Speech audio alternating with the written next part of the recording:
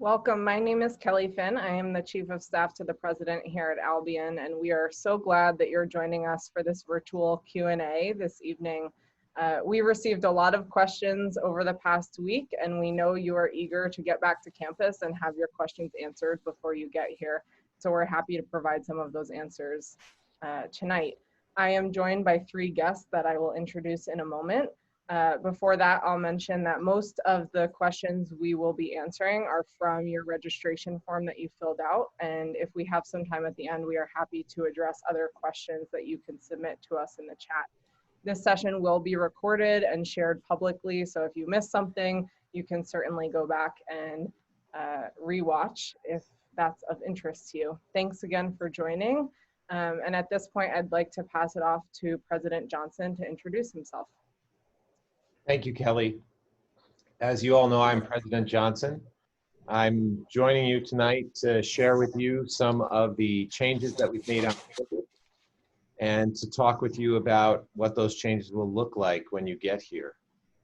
As you may have heard me say in prior statements, we have installed a wide range of adaptations to campus that you'll see, including automatic door openers on most of the building's exterior doors, foot pedals on many of the doors around campus that allow you to open those doors with your foot so that you do not have to touch the handles, plexiglass barriers on many of the desks in many of the places where you will encounter staff so that you can still see them and interact with them, but you and they are protected by the plexiglass barrier, as well as a variety of signs and stickers and other markers on the ground, on the floor, on seats, on doors and windows throughout campus that remind you of the public health measures that we're asking you to take, but also indicate, for example, if you are in the presence of several seats, which seat might need to be left empty to maintain the social distance between you.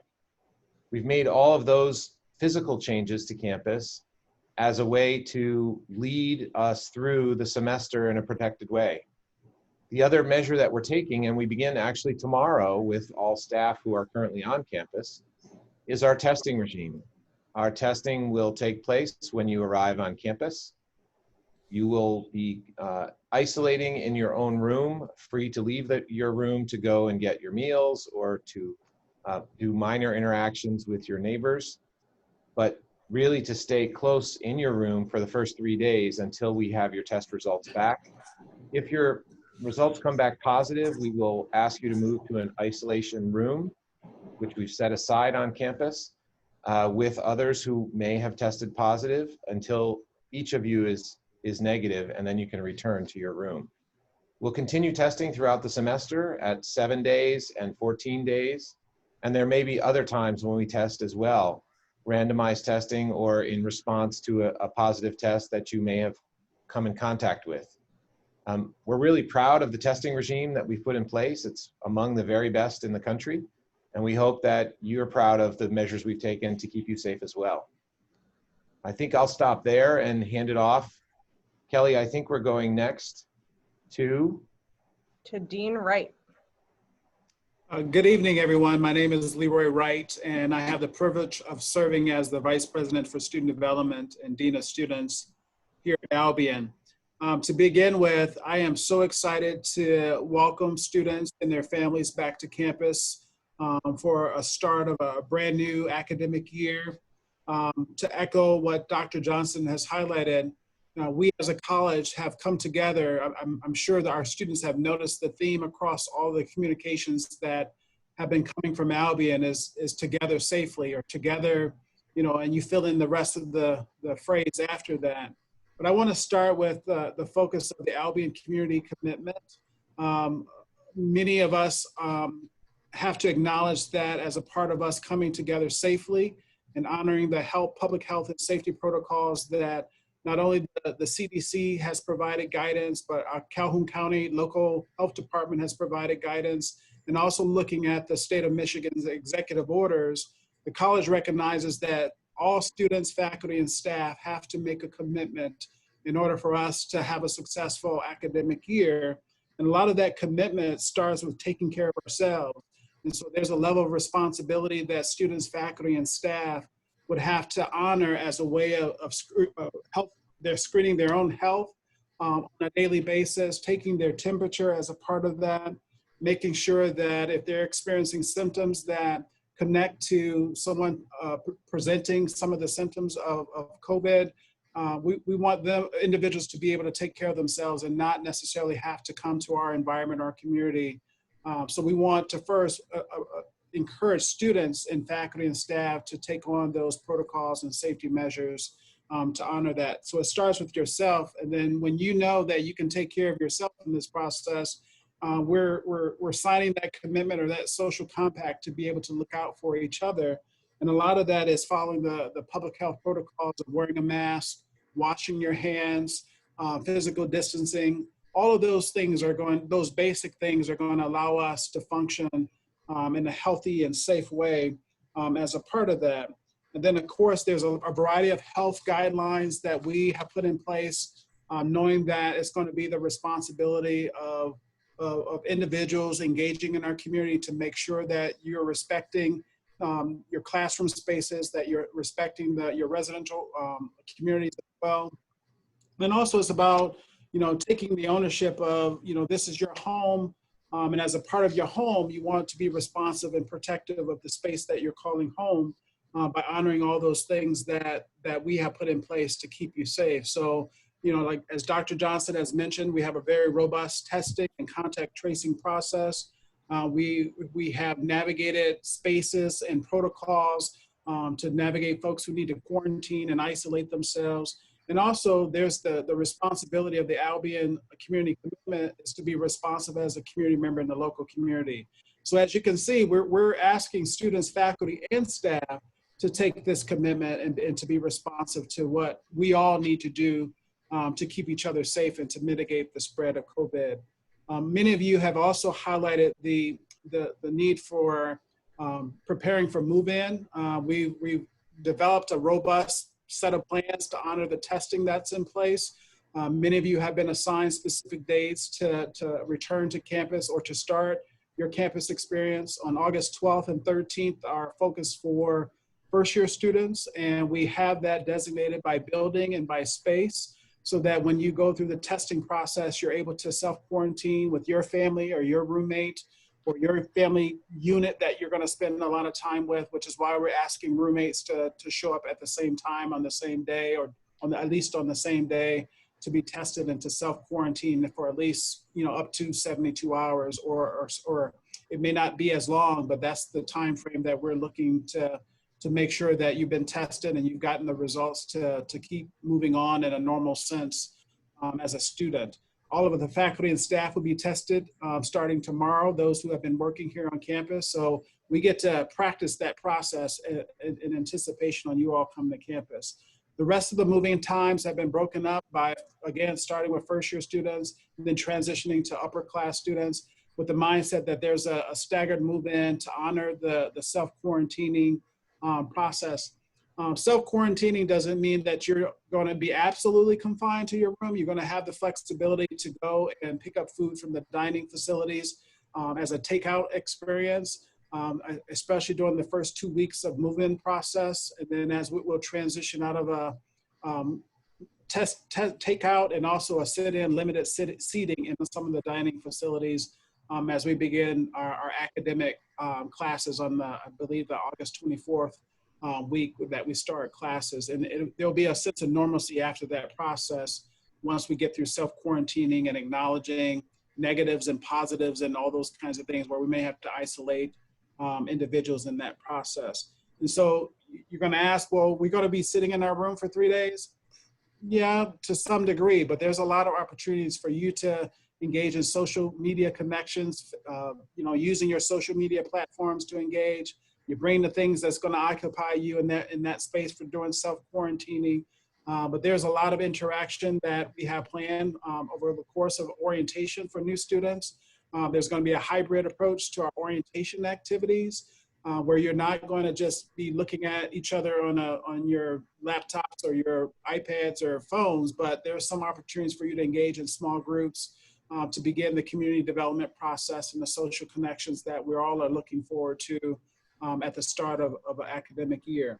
I can go on with a lot of other things, but we have a lot of procedures and protocols in place and a lot of experiences to welcome you. It's not going to be the norm that some of our returning students are looking forward to, but it's going to be the norm that's going to embrace and welcome you and keep you safe over the course of fall semester and into the spring semester. Excellent. And I'd like to turn it over to our provost for a brief introduction as well. Hey, I'm Ron Murad. I'm serving as interim provost and vice president for academic affairs. So I can give you a big picture overview of what we're doing with academics this year. Let me talk a little bit about the schedule to start, and then I'll move into the physical space of classrooms and what it's going to look like in classroom spaces. And then let me talk as well a little bit about the delivery of class content, how that's going to look. We're really excited to be able to invite you back in person to our classes. 7/8 of our classes have a mostly in-person component. About 1/8 are online. Students who've already registered probably saw that some courses are designated as online on the schedule, but the vast majority are in-person courses or courses with a mostly in-person component. So we're really excited to have you back in the classroom. When we suspended operations last spring, we missed having you in class just as much as I think many of you missed being there. So it's something we're really looking forward to be able to welcome you back. With regard to the schedule, there are 2 modules during the semester, Module A and Module B. Each one is 7 weeks with no breaks and no interruption. And after A is over, we go right into B and we start in on the next 7-week module. We're doing this to compact the schedule, to minimize off-campus travel, such as you have in a fall break or a Thanksgiving break. So the idea is we end after 14 weeks and then everyone goes home for Thanksgiving and then into the winter holidays. We think this will keep everyone a lot safer. It does mean that we're going to be compressing the schedule in some new ways for us. So to deliver a full unit class in 7 weeks means that we meet roughly twice as much. So students are taking, on average, normally, 2 courses per module in the semester. So it still ends up being 4 units total, but 2 per module. Second, let me talk a little bit about classroom spaces. We have been working really hard this summer to physically space out desks and chairs in classrooms so that no one is closer than 6 feet from any other student. So what that means is in our normal classrooms, you have about half the number of students that you would normally have. So in some classes, that will mean that we'll have to invite half the class to attend in person and half the class to participate via teleconferencing software. We've made great investments to make this work well. So we have invested in document cameras and tablets and wireless headset microphones so that you'll be able to hear your faculty clearly when they're speaking with a mask on, and many, many other infrastructure improvements. We've also spread classes out into new parts of the campus that we haven't traditionally used. The college has owned a building that it has big plans for, a beautiful historical old public school building that we had future plans for, and we decided we better bring that up to speed now. So there have been significant renovations in the classrooms in the Washington Gardner building that give us the ability to spread our classes out so that there are no classes that are back to back, one after the next. So we can get in there and we can clean in between classes. The air can recirculate between classes. So we're really optimistic that we've created a physical environment for the classroom that is going to be really safe and really effective for you to return to. Let me just say one other thing about the delivery of the content of your classes. I mentioned that there is a small proportion that are fully online. The majority are in person. But in the in-person category, some faculty members have been undertaking additional pedagogical training and development to be able to include some online elements into their in-person courses, which is actually a best practice anyway. That often is, research shows, often increases the total quality of the student experience in the class. So these courses, as I said, will still be majority in person, but students in some cases in flexible classes might be participating on some days via teleconference, or many assignments may just be online assignments in an in-person class. I'll stop there. Thank you. So I'd like to start with the first question to President Johnson. And I think in terms of framing, it would be helpful for our participants to understand, why is Albion taking this so seriously? How did we come up with this approach to public health? And how have we been thinking through some of the decision making that's related to our opening plans this fall? Yeah, thank you, Kelly. You know, this is a lot of information, and it could be overwhelming in some ways. And so I'm glad to start with answering this question, because what it really exemplifies, our approach really exemplifies, is our commitment to creating the best possible environment that is the safest for all of us. So we will start the semester with some pretty tight expectations of you in terms of quarantining after your first test, but also in terms of maintaining a close-knit connection with the people on your floor and in your building and in your classes. As we go through the semester, and we are assured through our rigorous testing regime that there is not a community spread situation on campus, we can begin to loosen a bit, and we will as we move forward, and introduce more opportunities over time for increased engagement. That's our approach. That's a best practice in public health measures. And we tried to approach the problem from every possible vantage point, from the physical in the many changes to campus, as I mentioned, from the social in the many ways that Dean Wright talked about, some of the modifications we need to make in the way we live and exist together on campus, and from the academic in the ways that that Provost Murad talked about, in terms of new teaching techniques and new approaches in the classroom to spread out and keep everyone safe. So we're taking it seriously precisely because we care about the type of education we deliver, and the people we deliver it to, and the people who deliver it. And all of those things informed our approach to the fall. Excellent, thank you. So I think we'll dive into some more specific questions now. And President Johnson, I'd like to start, we got a lot of questions about, can students travel on the weekends? Can they go to doctor's appointments? Will they be allowed to go to local businesses? So if you could speak to some of that off-campus engagement and what that will look like in the fall. Sure. So we'll start out with the kind of strict, and we'll loosen up a bit. So there will not be travel off campus on the weekends. That is in part why we eliminated the traditional breaks from the semester. We do not want students going out into other communities and risking the possibility that they'll bring the virus back to our campus community.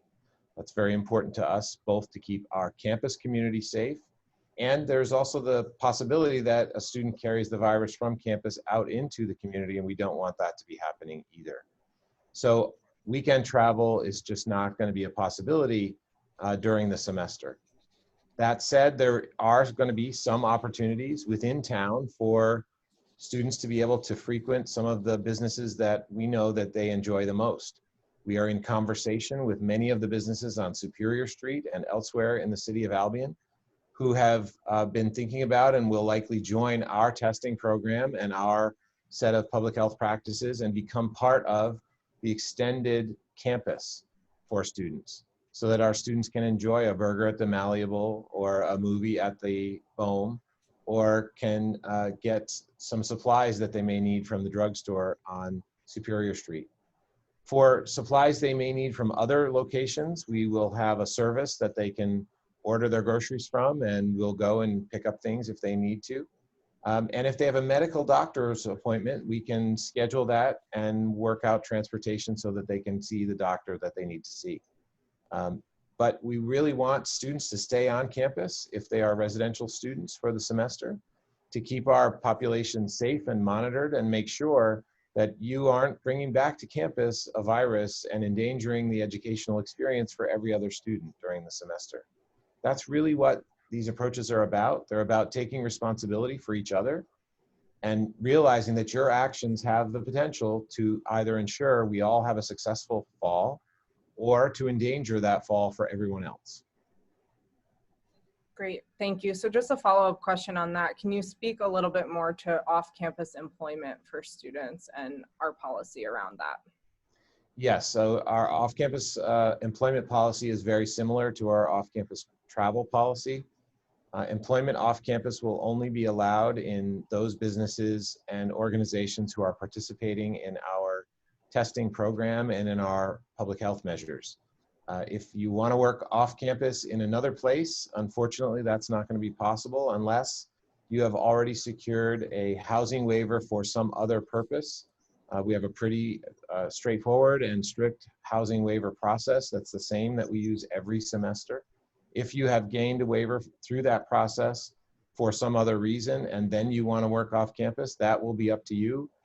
If you do have a waiver, you won't be participating in on-campus activities, so we don't risk that back and forth carry of the virus.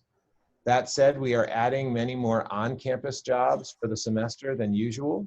Many more opportunities for students to work on campus because we know that many of our students need to work in order to afford to be here. So we want to make sure those opportunities are available on campus in the fall. Thank you. I'd like to turn it over to our provost to ask a little bit more about the flexible class model and what students should expect as they're preparing for the upcoming semester. So in flexible classes, you have enrollment that is higher than the physical seating in the class allows to all be safely in the classroom together at the same time. So what will happen is the faculty member for that class will divide the class into two halves, call them the A group and the B group.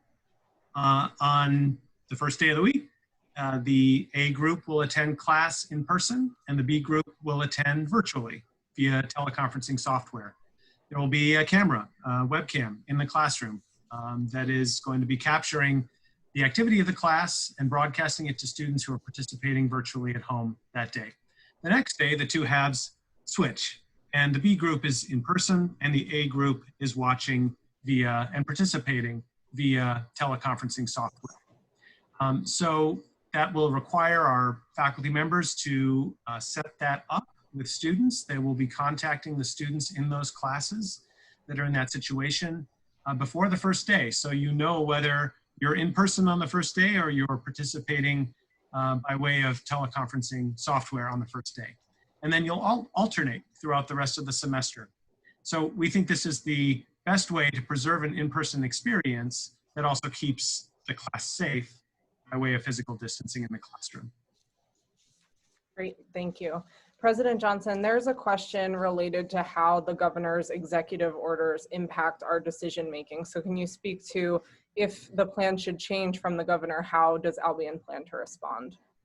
Yes, so thanks for that question, Kelly. We will follow the law, and the governor can make law through her executive orders. So we will be paying very careful attention to what the governor decides, and we will move accordingly based on what she says. I would also say that there's a question that I saw popped up in the feed that asked, why are we coming back to campus when in that questioner's mind, at least where they are, things might be worse than they were in the spring? And this is related to the answer to the governor's question, because what we know now are ways that we can keep people safe in this climate with testing, with face masks, with social distancing, and with a variety of other measures, things we did not know in the spring. And in fact, we've been in regular contact with the governor's office, who has been monitoring all of higher ed across Michigan to make sure that Michigan higher education institutions are indeed following the best public health practices that we know we can follow now that we did not know in the spring. So we will follow her executive orders and anything she decides about higher education in Michigan, knowing that we know far more now than we did in the spring about how to keep people safe. Thank you. There is a question related to what Albion will be doing in terms of providing thermometers for students. So can you speak to what we'll be prepared to give to students when they move in? Yeah, every student who moves in will get a care package that includes a reusable thermometer that they can use every day across the semester.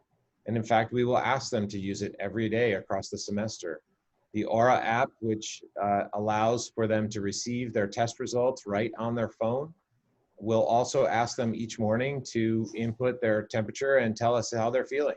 And that's a way that we can monitor the population across campus to detect early any infection and make sure that we can isolate and eliminate that infection through our health management practices before it can spread. Thank you.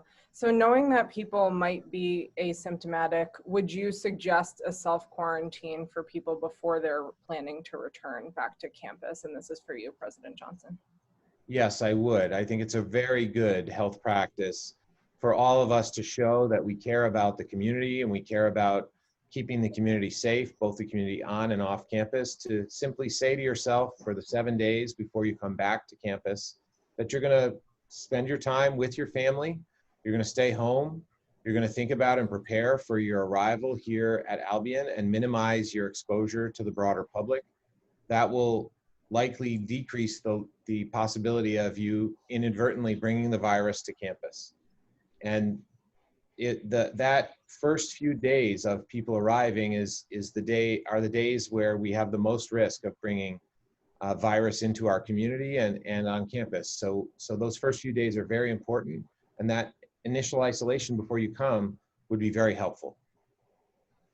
For the provost, we had a question about how many students will be permitted in classroom spaces. So the short answer to that is in most of the normal sized classrooms, the multi-purpose classrooms that would normally hold 30 students, they'll now hold around 15 once we've spaced out all the desks or chairs. So that's pretty typical. We've taken offline most of the small seminar rooms that if we were to observe physical distancing would only hold a few people. So we've basically chosen to use our large multi-purpose classroom spaces for almost all of the classes. There are a handful of spaces on campus, larger auditorium style seating classroom spaces that can hold more than 15 with good physical distancing. The general rule will be 6 foot physical distance. There are also outdoor classroom spaces. So that's another option that could include more than 15. The college invested in a lot of outdoor seating and some whiteboards that can be in several locations around campus in shady spots. And as we are learning from the best available research on the subject, virus transmission is much less likely to occur outdoors as opposed to indoors. So whenever possible, as the weather allows, many faculty members are planning to take advantage of those outdoor spaces as well. Great, thank you. Dean Wright, there's a question about what socialization will look like in the fall. How will students stay connected to each other during this time? Kelly, thanks for the question. I think it's important for all of us to know that we as human beings rely on a lot of social interaction just for our own sanity and balance and connection to others. Please know that we have a lot of measures in place to help aid in our own safety and student safety, where if a student can wear a mask and use all the health and safety protocols to physical distance themselves, there's ways for students to engage and there's ways for students to maintain those social connections. We just have to help our students think more innovatively and differently and how to go about doing that. Many of our students are already using social media platforms from their TikTok and Instagram and Facebook kinds of scenarios. And I'm sure there's a laundry list of other social platforms that students are gathering together, from Google Meets to Zoom. Those things don't go away. You just look for different opportunities to enhance those. But the student development team are working hard to figure out, what are the best ways for students to engage in a safe and healthy way, knowing that there's restrictions on large groups versus small groups. So if there's an opportunity for small groups to engage outdoors, that's more preferable than being in an isolated, enclosed space. There's concerns about large numbers of gatherings. And so our student development team had to think differently about how do we work with student organizations and union board and planning of events and activities. So there's a lot of thought that's going into a lot of things, and a lot of those activities and events and social engagement opportunities are going to take on that responsibility of how you're going to manage and self-manage your own personal well-being while also engaging in others in ways to maintain that human touch because you're supposed to be 6 feet physical distancing in that process. And the campus has purposely used the word physical distancing to avoid the stigma of not socializing or not being able to engage in those processes. So anticipate that there will be in-person and virtual events and activities for students to engage in.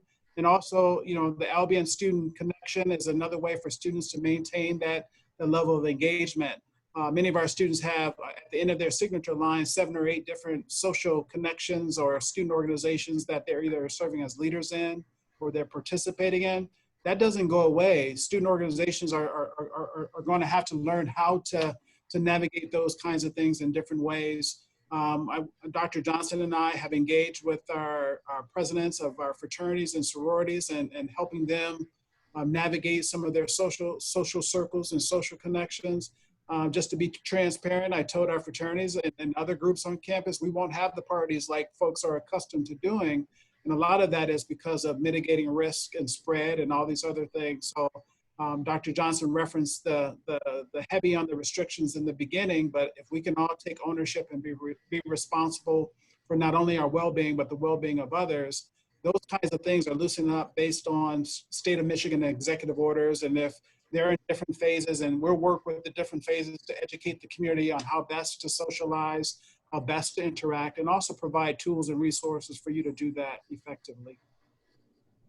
Great, thank you. Dean Wright, there's a question about how we are monitoring who's going in and out of residential halls and how we can ensure safety around who's entering the building. You're gonna hear me like a tape recorder when I say the 3 things that if you don't get anything out of all of this, is to take care of yourself, take care of each other, and take care of the community in which you live. And when we're thinking in terms of our living units and being responsible citizens and engaged community members, I want folks to know that, in order for this to work, we all have to take responsibility in our living environments. If we're in a traditional community bathroom, residence hall, we got to clean in and clean out. And so we're taking ownership and responsibility for our spaces. We're going to honor the signage that is throughout our facilities and in our academic buildings and across the entire campus. Our buildings are always going to be locked 24/7, just like there always are. We're encouraging students, don't prop the doors, like Dean Wright knows that some of you do from time to time. So there's ways that you all need to take that responsibility and ownership for your living spaces. And also from your room or your suite or your apartment to the entire facility, you have family units. And so we've been purposely using this phrase of a family unit because you all are currently living in spaces outside of Albion where you all have a trust system. You've all have a relationship with the levels of engagement internally and externally, where you're going and who you're interacting with. We want our students to take on that same responsibility for your roommates, your suite mates, your apartment, your fraternity houses, any of those spaces where that if you can support each other, you can take care of yourself and be responsible in that space. Our residential facilities are going to continue to be successful, and we're going to continue to mitigate the risk and spread of the virus during these times. The normal procedures of addressing student concerns is not going to change, but how we go about doing that with the use of PPE and physical distancing would be a part of that experience. And so in my mind, Res Life is working hard to continue the community development, those experiences where students are going to be able to thrive and engage. So with that said, the reality of it is it's going to take an entire community to be responsible in order to monitor and manage that. You may find that me as Dean of Students and Dr. Johnson may show up in spaces and engage with you and the why behind some of the behavioral concerns or behavioral issues if you're not being responsive to the Albion community commitment that all of you have signed or responsive to the expectations that we put in place. So trust that you have a talented resident advisor team. You have an area coordinator leadership and housing leadership to help students thrive as a 4-year residential community. Thank you, Dean Wright. President Johnson, I'm wondering if you can speak a bit more to our testing procedures, and should someone be diagnosed with COVID, what would happen in that case?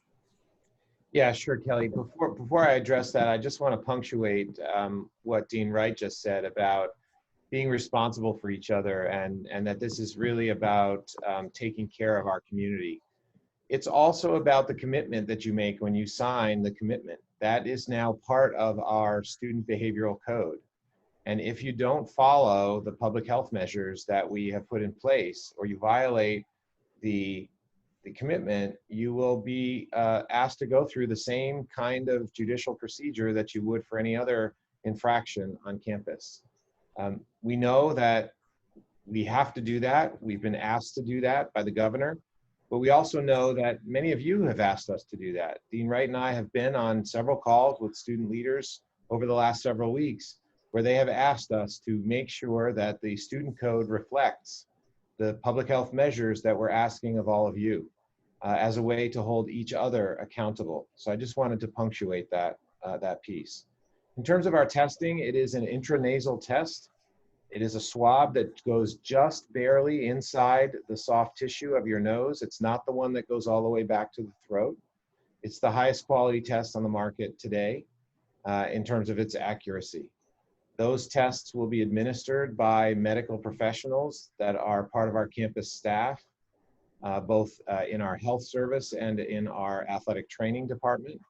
And the test results, as Dean Wright said, will be back within 72 hours, sometimes as few as 36 hours, and that will appear right on your phone. If you do get tested positive, those results are shared with the county health department, as well as with our health director here on campus.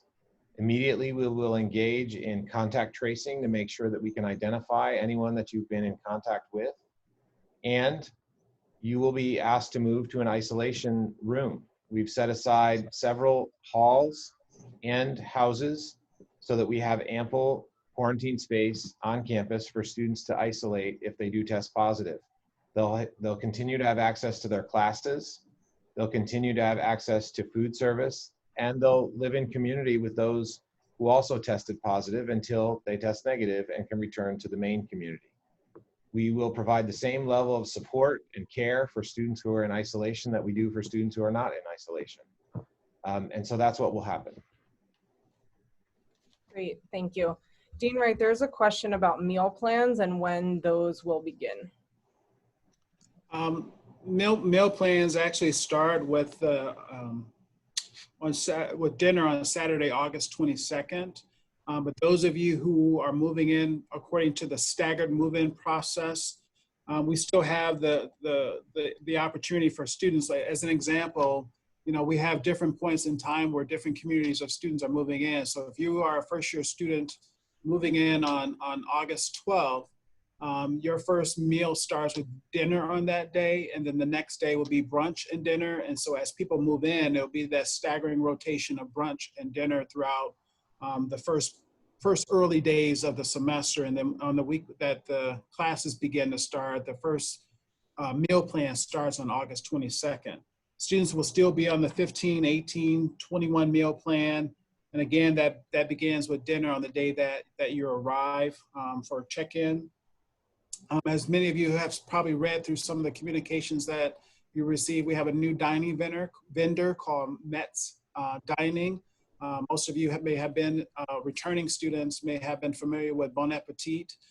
Metz are working rigorously to welcome you. And from what I hear, they have some good food to share with you all as a part of being new vendors here on campus. Again, starting with on Saturday, August 22nd, the normal meal plan process would start versus the brunch and dinner during the check-in process. So you'll get breakfast, lunch, and dinner on Saturday, August 22nd, but you'll definitely have meals throughout the move-in process. Great, thank you. A follow-up question, Dean Wright, on the use of face coverings in rooms. So can you explain where students will need to be using face masks? I know this has been the new norm across the country, and even I'm sure in your current home spaces. I tried to break it down in 3 different areas for you to understand that process. So if you're in your individual residential room, of course you'll have a roommate, and hopefully as a part of your roommate, you wouldn't necessarily have to wear a mask during that time, because it's like being with your family member in that process. However, if you and your roommates have guests from down the hall that come to your room, then I'm going to tell you that the mask is going to be required in that process, because they're not a part of your family circle as roommates. So you want to make sure that you're taking the necessary precautions in your individual room. So you and your roommate, not necessarily wearing a mask because you're going to spend a lot of time with each other. In some of the in all the communal residential spaces or common areas of spaces, as in every building, masks are going to be required when you're walking down the hall. Masks are required when you're in your residential lobby. But making sure that you're using the personal hygiene protocols, hand sanitizers are placed in all locations and many spaces across campus, as long as you're using those procedures. But of course, the biggest question that I got is, Dean Wright, do I have to wear a mask to the bathroom if I have a community bathroom? I'm going to say that you're going to have to be in a position to do that, to wear that, because you have to go from your room to the bathroom. But of course, you have to manage your own personal hygiene and how you manage not wearing a mask and things like that. But otherwise, masks should be worn in public spaces and common spaces and in spaces where you can't physical distance from other people as well. Thank you. There's a question about mental health services on campus. Dean Wright, can you speak a little bit to that?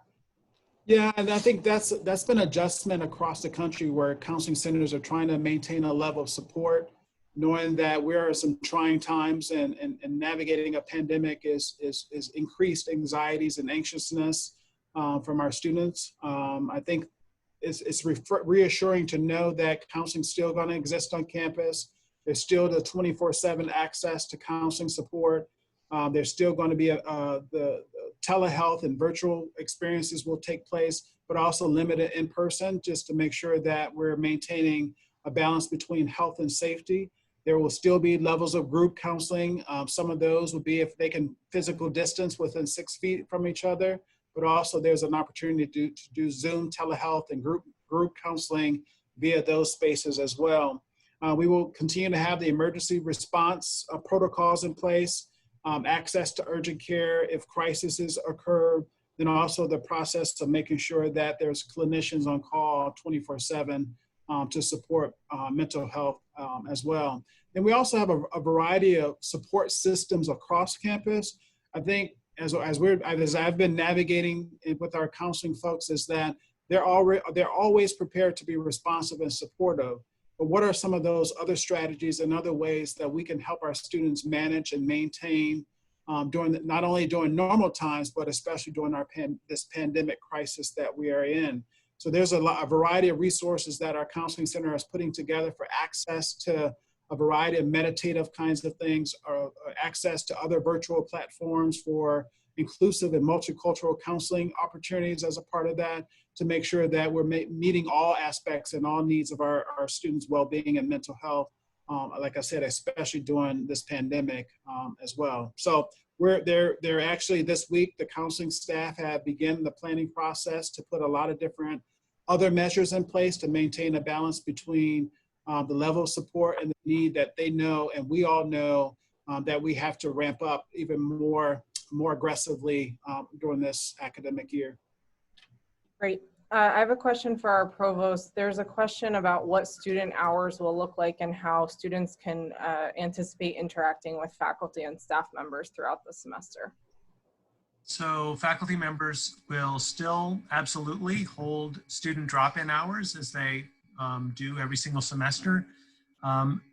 We are leaving that up to the individual faculty member to use their discretion, but we have encouraged a preference for virtual student hours rather than in-person student hours.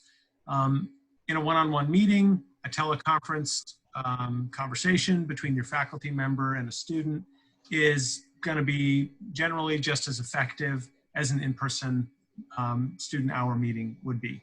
So individual conferences will generally take place virtually, but still be absolutely as available as ever.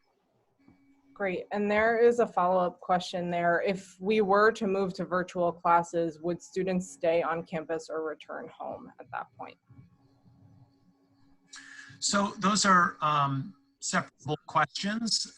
You might have a situation where state or local health requirements make it impossible for us to continue meeting classes in person, depending on what the governor's orders require of us as a college. But not require us to send students home. In that case, it may be that we would shift to online instruction. Students would remain living on campus, and they would take their courses virtually and possibly still be able to participate in some kinds of on-campus activities as long as they meet the state guidelines. So they are logically separate questions, and it's certainly conceivable that we could go virtual in our instruction while still having a residential semester in other ways. Ellie, I want to just give an example of one of the ways that we've already been thinking about how students can still participate in some of the activities that they would normally participate in, but still maintain all of the public health guidelines that we are talking about this evening. So I've been excited to talk with our theater department about how they intend to continue forward with a fall play. And you might ask, well, how can that be possible and still maintaining our public health practices of social distancing and masks and the like? Well, they've come up with a rather ingenious solution, and that is to make the steps of Kresge into the stage, to have the performers remain 6 feet apart in a new kind of performance where they will dance with each other at 6 feet apart and go through all of the acting and performing they would normally do. The audience then can be out across the green at 6 feet apart with their masks on, observing the play and participating as observers with the play. And so that's just one example of how we can innovate and create new social spaces where students will still be able to participate in some of the social activities or performances that they would normally be able to participate in while on campus, but just in a new way with the social and public health guidelines. Thank you. Dean Wright, there's a question around Thanksgiving. Will students be expected to move out of their dorms at that point? Or are they able to keep things there over Thanksgiving? Students who are returning for a spring semester will be allowed to keep their belongings in their assigned housing space. I mean, those kinds of procedures are not changing. Typically, outside of a pandemic and in between semesters, students are allowed to keep their things and their belongings in their room. But we always, as a part of that shutdown process, we encourage students to take what they need home, and not to leave personal values or things of that nature in those spaces if they're going to be gone for long periods of time. And so these are just normal processes that we have traditionally in between breaks. So no, you don't have to take your belongings home. Your belongings will stay in your assignment as long as you're returning for spring semester. Great, thank you. There's also a question for you, Dean Wright, about the orientation schedule. Can you speak a little bit more to what orientation will look like? Yeah, and then you should have received the latest version of the orientation blog this past Wednesday. You've gotten a skeletal version of what will occur on the days throughout orientation. But I want to take a couple minutes to kind of give you a little insight into the details. Again, like I mentioned before, all first year students and some upper class students will be arriving in their designated spaces on August 12th and 13th. Our new transfer students will be arriving different days based on their housing assignment. I mentioned that orientation will be a hybrid approach with virtual activities and small group in-person activities, which would also require the physical distancing and other public health safety protocols. Orientation activities and sessions are again designed to help new students have a smooth transition to college. So it also provides opportunities for you all to take care of the traditional business items during that process, like your KC, mailbox key, order your books, pick up your books, IT support that all traditionally occurs during that process. Learn about what it means to live in a residential community with special emphasis on expectations and policies and procedures, including how to navigate living in a COVID pandemic experience as a part of those expectations. You get to meet your first year seminar, your academic advisor, who they are, what they do as a part of that process. You also get to engage with other students, your peers who are starting this experience together. You get to interact with student leaders as a part of that process. Then also you get to engage in virtual and in-person fun activities as a part of you preparing to be socializing your experience as a part of what it means to be a Briton. Then also there are a variety of things associated with, what you have to anticipate over the course of the academic year and how to navigate life at Albion and life in the local community, and making sure that you're feeling welcomed and embraced as a part of coming to Albion in the fall semester. That just gives you a snapshot, but more details will be presented upon that experience as you get it. But I try to give you a general overview of what to look forward to. Great. Kelly, I want to just recognize that there are many, many more questions in the chat than we will get to this evening. I know we have some time to answer a few more questions, and I think Provost Murad is up next for a question, but I did just want to acknowledge for our audience that we are seeing all of those questions. We are hearing all of those questions. We know that this is an anxious time. We know that you are concerned for yourselves and for your students. And we will take those questions seriously. And if we do not get to them tonight, we will work to answer those questions in our continuing communication. Safe Together is our website, and we are sharing information there all the time, updating it all the time, every day, answering the myriad of questions we get.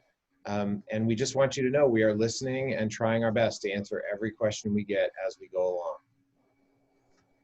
I did just want to pass it back to Dean Wright because there was a question about fitness facilities. What will athletic facilities look like in the fall? Will they be open for use?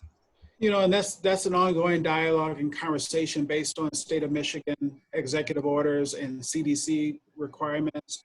Of course, the opening and closing of use of facilities for recreation and fitness, we have to honor those executive orders until we get to the phase processes of welcoming small groups, if that's the opportunity for us to do that. But we're also planning to engage in outdoor kinds of activities.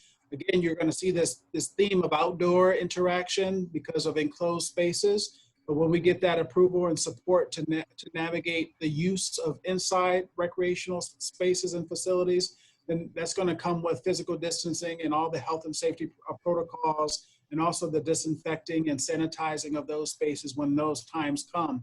But we're preparing to do a variety of different things to keep you physically going and emotionally going. But at the same time, those spaces, as you've seen across the country from all the fitness places in our local communities, are not necessarily open or able to manage some of those safety concerns and issues. And those spaces are keeping up with the sanitation and disinfecting of those spaces to mitigate risks associated with that. But we'll keep an eye on those opportunities to release limited facilities or limited spaces when those time permits, but also encouraging you to use the outdoor facilities as another way to engage and another way to take a walk on the White House Nature Trail or doing different things to maintain that physical outlets, those physical outlets for yourself. Excellent, thank you. I know we're reaching the end of our time, and as President Johnson said, we have all of your questions. We will be responding to them. This is part of why we do this. We appreciate your engagement and being with us for this hour. We know this is hard, and we are working the problem every day. That has been the phrase on campus. But we're prepared, and we want to be responsive to you. So thank you for being here for this hour. I'd like to open it up just for a few closing comments, and I wonder if our provost could offer any closing thoughts that you'd like to share before we end. I'm just really excited at the prospect of having us all back together again on campus. I'm coming out of the faculty as the new interim provost, and we miss being able to see students, interact with students in our classes. So we're really, really excited to welcome you back and really looking forward to having you back on campus. President Johnson, any closing comments? Yeah, I would just say that I think you would be shocked and proud of the tremendous work and the working the problem that Kelly has mentioned that I've seen going on around campus for the last several months. We've really been an amazing team across campus of staff and faculty pulling together to rethink and redesign a safe place that can allow our community to come back together. And I look forward to meeting all of you when you get here. And Dean Wright, any closing comments? I would close with the framework of Albion community commitment. I think it's important for all of us, faculty, staff, and students, to be responsive, to the Albion community commitment. And I'll leave you with these three things that you'll hear me say throughout the entire academic year is to take care of yourself, take care of each other, and take care of this community. And we look forward to welcome you this academic year, and also be safe and stay healthy. Thank you for joining us, and we look forward to seeing you soon.